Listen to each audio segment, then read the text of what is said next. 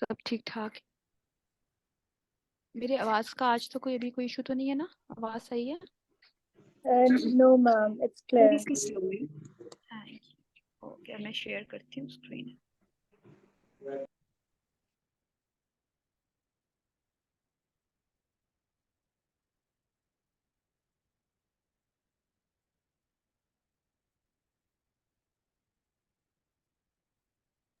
Are you able to see my screen, everybody?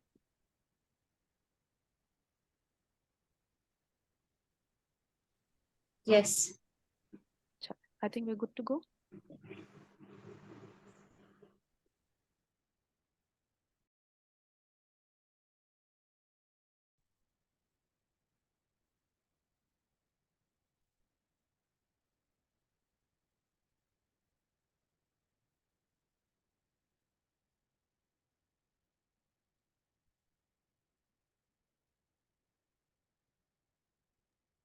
Bismillahirrahmanirrahim. Allahumma salli ala Muhammad wa ala Muhammad. Alhamdulillah, we are on day number 2 of Pakistan's first revolutionary 3-day workshop. Don't wait for disaster to strike. Take proactive steps to protect your child's health today. जो लोग हमारे साथ कल भी थे, कल हमारा day 1 था जिसमें we did the secrets of nutrition and restorative sleep for optimal health, and I hope it was an eye opener for most of you. Now we are on day 2. Just a second. Welcome to the Mindful Parents Club. This is not just a workshop, it's like your welcome note to our Mindful Parenting Club. This company is my brainchild. जैसे मैंने कल बताया था, last year it was founded. The things we are doing are not just Pakistan's but world's first times. And 12% of all the profit will go to Sayyid Fakirullah Shah Trust. ये बात मैं कल mention करना भूल गई थी. तो आप में से जो लोग ज्वाइन किया, आप लोगों ने 7,000 इस वर्कशॉप की एक्चुअल प्राइस है, and some of you have been given the discount. तो डिस्काउंट पे 4,500 की थी, this is the first time we are doing it. तो आप उसका फिर कैलकुलेट कर लें कि 4,500 में से आपने कितने पैसे आप सबने सैयद फकीरुल्लाह शाह ट्रस्ट को दिए. अब आपने उस ऑर्गेनाइजेशन को पैसे दिए हैं, तो आई थॉट कि ज़रूरी है कि आपको पता लगे कि आपके पैसे जा कहाँ रहे हैं. So I'll just take a second. Since 12% of your money is added to the funds of Sayyid Fakirullah Shah Trust, so let us spare a second to know where your money is spent. This organization has a vision which is Hayya Alal Falah, जिसको अगर हम translate English में करें तो होता है rush to success. True success is seeking the blessing of the Almighty, the Prophet ﷺ and his progeny, Allah Rasul Pak और आले Rasul, by lending a helping hand to the people of God in need. और mission जो है वो ये है कि अपनी फ्रेंड्स, फैमिली, कम्युनिटी को हम कलेक्टिवली लें. गरीब इंसान को हम सिर्फ हम गरीबों की मदद नहीं करते, हम अपनी कम्युनिटी में मदद करते हैं.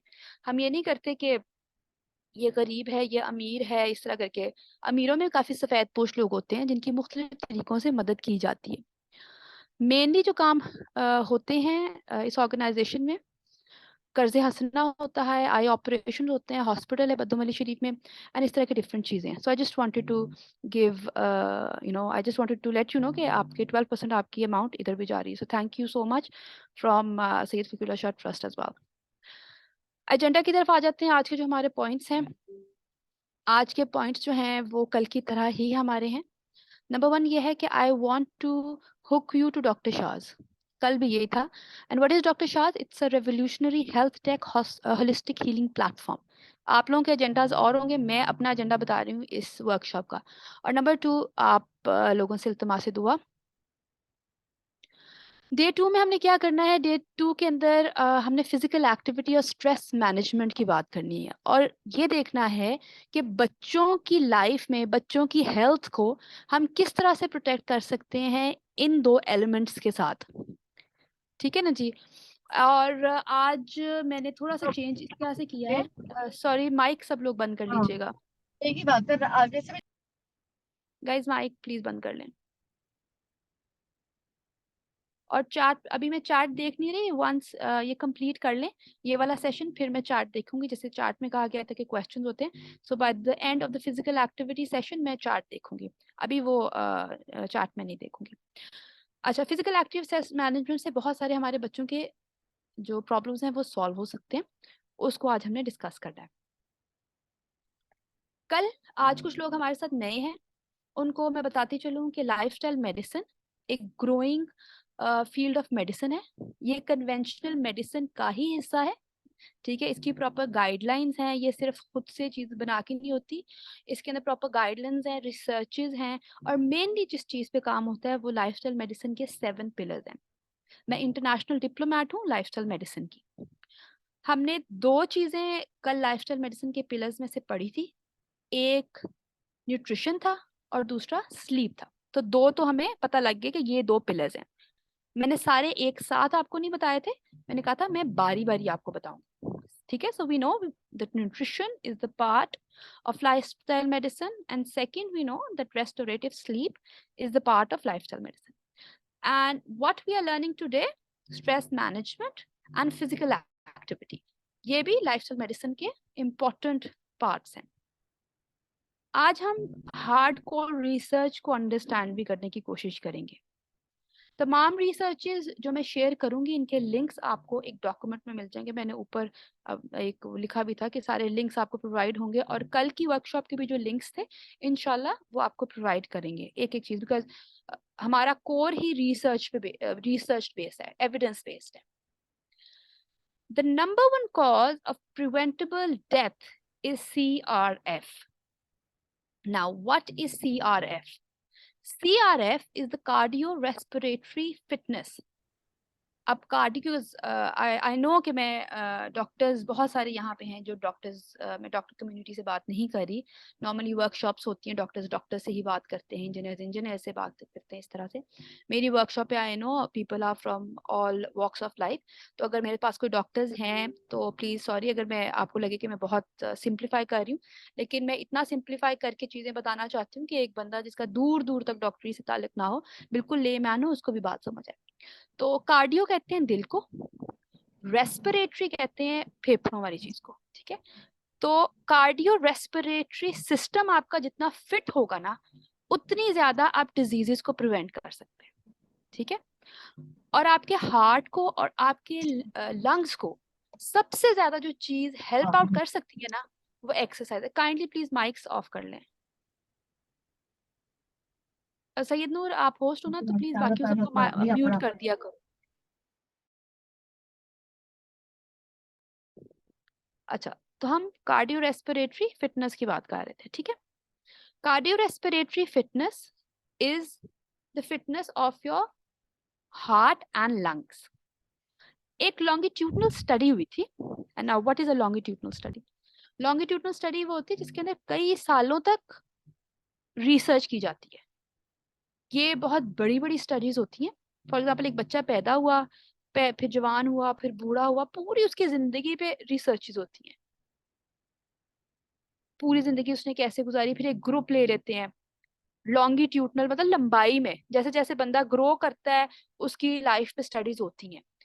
हजारों नहीं, पता नहीं कितने कितने यूनिट्स और वॉल्यूम्स में ये स्टडीज होती है, एक्सटेंसिव स्टडीज होती हैं।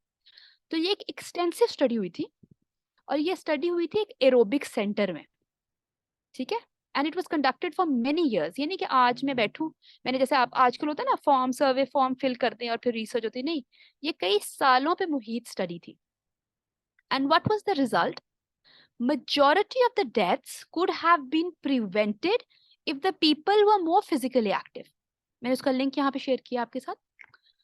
इसके अंदर ओबेसिटी से, डायबिटीज से, कोलेस्ट्रॉल से, हाइपरटेंशन से, स्मोकिंग से जो प्रिवेंशन है वो कम है, ठीक है। हालांकि ये भी बहुत इंपॉर्टेंट फैक्टर्स हैं, लेकिन CRF अगर आप अपना बेहतर कर लेना, अगर आप अपने हार्ट और लंग्स को बेहतर कर लें, तो आप बहुत सारी प्रिवेंटेबल जो डेथ्स हैं उनसे बच सकते हैं। जब भी अल्लाह ना करे अगर किसी का इमरजेंसी में जाना हो और कोई बंदा सडनली किसी की डेथ हो जाए, तो जो रीजन हम लिखते हैं ना, हम लिखते हैं कार्डियोपल्मोनरी फेलियर।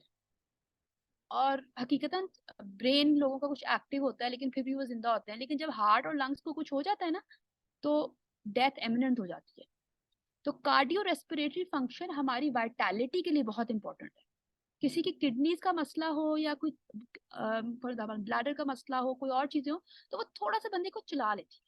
लेकिन जिनके कार्डियो रेस्पिरेटरी इश्यूज हो उनके लिए डेथ बहुत नियर हो जाती है अनफॉर्चुनेटली। तो हम ये चीज जो है अगर अपने बच्चों की अभी से कार्डियो रेस्पिरेटरी फिटनेस पे काम कर लेना, तो समझे हमने एक मेजर चंक कर ली। एग्जाम्स में आते हैं ना, जैसे कौन सा इंपॉर्टेंट चैप्टर है, तो this is really really important.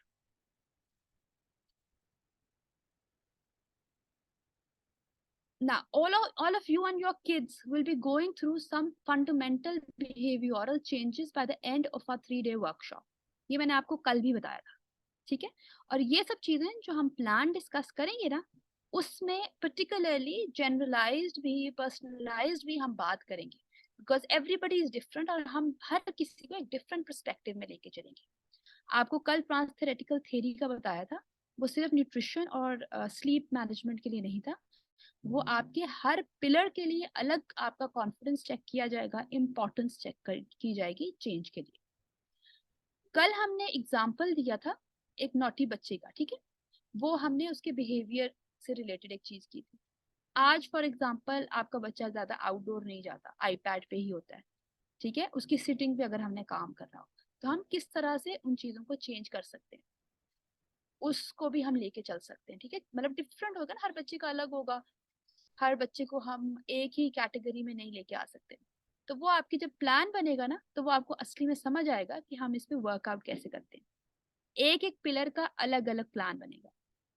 अगर आपको इस पे ज्यादा डिटेल्स चाहिए तो you could go to my channel doctor Shaz here to heal, उसमें मैंने बहुत एक्सटेंसिव वीडियोस पूरी डिटेल में लिखी हुई है। Patient is in the driving seat, we offer you our services not dictate to you, ठीक है। ये चीज मैंने कल भी एक्सप्लेन की। चेंजेस आपने करने और आपके बच्चे ने करने, हमने आपको गाइड करना, और आपको इनमें से 6 स्टेजेस में से किसी एक स्टेज में हम कैटेगराइज करेंगे। एनी क्वेश्चन सो फार?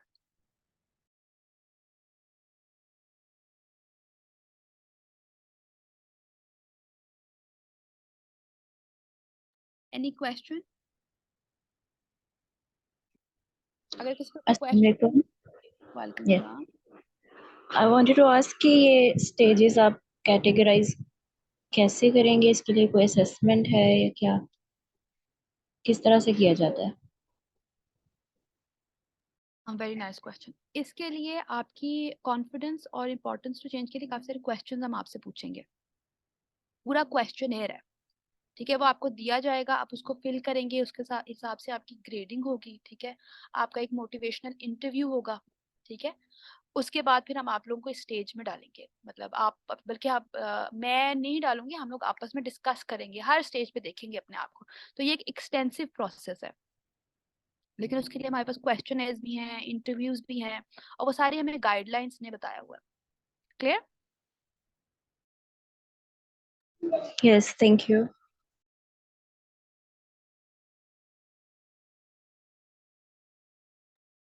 चलें, आई बिलीव हम फिर आगे चलते हैं। और चैट बॉक्स के अंदर there something in the chat, I believe 20 minutes left, ठीक है।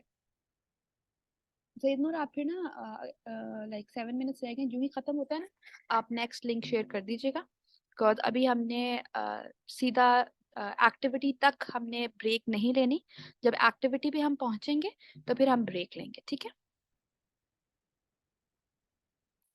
अच्छा जी, कल मैंने आपको याद होगा, मेरी आवाज आ रही? जी जी। ठीक है। कल मैंने आपसे बात की थी कि जब आप खड़े हो जाए यार, वी नीड मतलब वॉक अ बिट, तो कांस्टेंट सिटिंग जो है, मैंने आपको बताया था डेंजरस है। It's dangerous for us and dangerous for our children as well. आज मैं 2 स्टडीज आपके साथ शेयर करना चाहूंगी। A study assessed the risk of prolonged sitting when it is broken up by activity. The study included 19 overweight or obese adults who were 45 to 65 years old. The participants were divided into 3 groups. 19 लोग लिए, ठीक है, overweight थे, obese थे, और उनको उन्होंने 3 groups में डिवाइड कर दिया इस स्टडी के लिए, ठीक है। ग्रुप 1, ग्रुप 2, ग्रुप 3 उनके नाम थे। ग्रुप 1 में अनइंटरप्टेड सिटिंग दी, ठीक है, वो बैठे ही रहे, जितनी देर स्टडी होती थी वो बैठे रहे। अब ये लॉन्गिट्यूडनल स्टडी नहीं है, ठीक है, ये इस स्टडी का और नाम है, ठीक है, डिफरेंट टाइप की, इसलिए मैं आपके साथ लिंक्स भी कल शेयर करना चाहती हूँ ताकि मैं आपको डिफरेंट स्टडीज को असेस करने का तरीका भी इंशाल्लाह जो है वो बताऊंगी किस तरह से करते हैं। खैर, this is not a longitudinal study, ये कुछ घंटों की जाहिर बात है स्टडी हुई होगी, ये कुछ दिनों की हुई होगी। ग्रुप 1 को उन्होंने अनइंटरप्टेड सिटिंग के लिए एज कंट्रोल बिठाए रखा। ग्रुप 2 के साथ उन्होंने क्या किया कि after 2 minute bouts of light intensity walk every 20 minutes, 2 minutes की उनको उन्होंने कहा हल्की सी वॉक करो, हर 20 मिनट बाद उठो और हल्की सी वॉक करो। ग्रुप 3 के साथ उन्होंने क्या किया, 2 मिनट्स की वॉक्स उनको भी करवाई हर 20 मिनट के बाद, लेकिन ये थोड़ी सी तेज वॉक थी, मॉडरेट इंटेंसिटी की वॉक थी। अब उससे रिजल्ट्स क्या आए, रिजल्ट्स उन्होंने चेक किए, ब्लड ग्लूकोज और इंसुलिन लेवल्स चेक किए। एक उन्होंने रिजल्ट निकाला कि blood glucose and insulin levels were reduced with both light and moderate breaks compared to uninterrupted sitting, यानी कि ग्रुप 2 और 3 की जो ग्लूकोज और इंसुलिन जो लेवल्स थे वो अच्छे रहे एज कंपेयर टू वो वाले लोग जो बैठे रहे।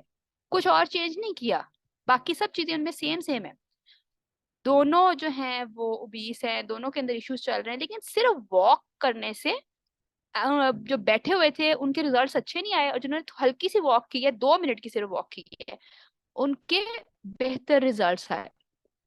Benefits were gained with walking breaks regardless of the intensity of walking. Neither intensity showed more benefit than other.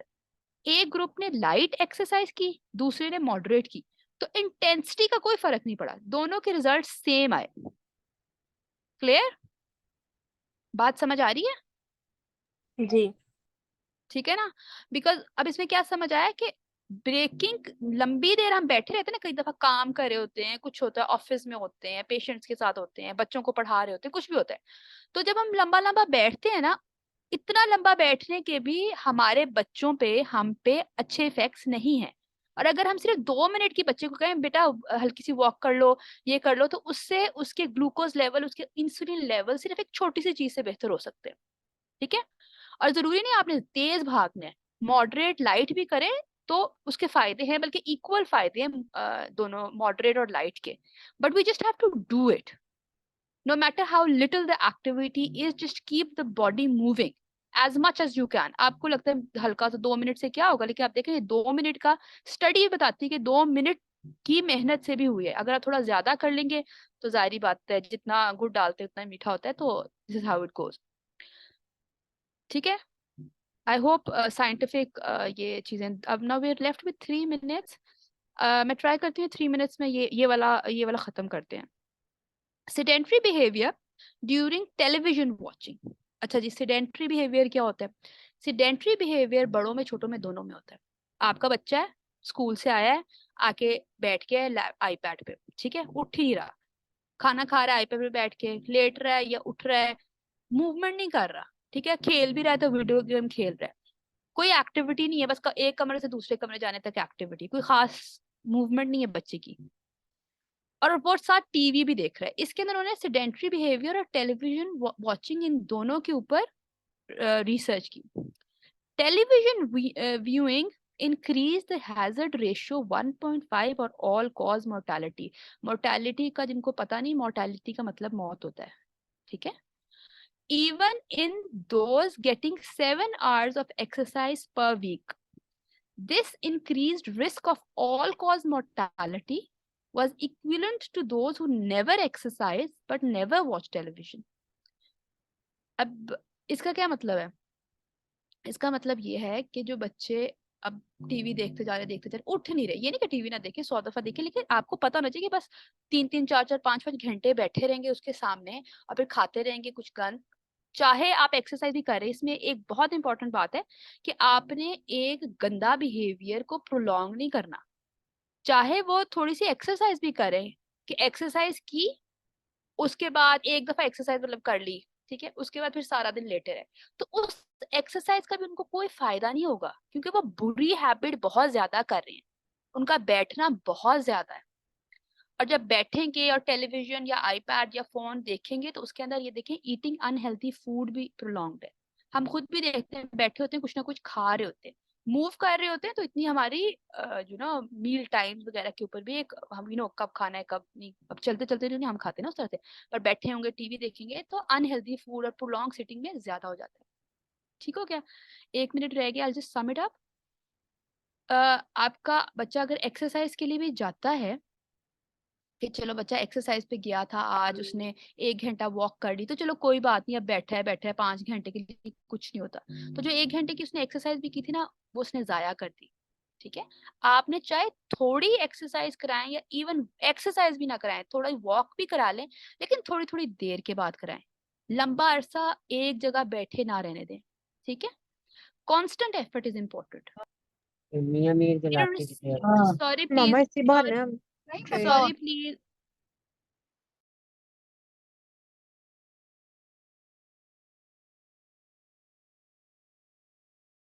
irrespective of intensity, you need to keep moving. Now we're left with a few seconds only. हम अगली slide के ऊपर, हमारी 10 slides होगी अल्हम्दुलिल्लाह। अगली slide के ऊपर हम जाएंगे, लिंक सैयद नूर शेयर कर देते हैं, and then we'll jump to the next slide.